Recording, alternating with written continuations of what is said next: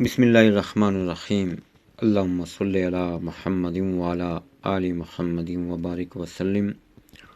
حضرت علی بن ابی طالب علیہ السلام کا مکتوب نمبر 5، جو آپ نے آذربائیجان کے عامل اشعث بن قیس کے نام لکھا۔ یہ تمہارا منصب کوئی لقمہ تر نہیں ہے، بلکہ تمہاری گردن پر امانت الہی ہے، اور تم ایک بلند ہستی کے زیر نگرانی حفاظت پر مامور ہو۔ تمہیں رعایا کے معاملہ میں اس طرح کے اقدام کا حق نہیں ہے، اور خبردار کسی مستحکم دلیل کے بغیر کسی بڑے کام میں ہاتھ مت ڈالنا۔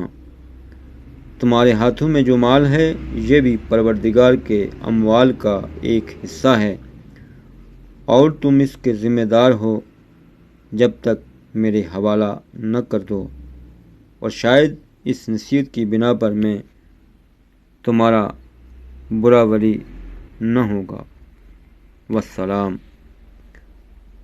ناظرین محترم، محمد و آل محمد صلی اللہ علیہ وآلہ وسلم کی تعلیمات کے فروغ کے لیے ہمارے چینل کو ضرور سبسکرائب کریں اور ویڈیو کو لائک اینڈ شیئر کریں۔ جزاکم اللہ خیر۔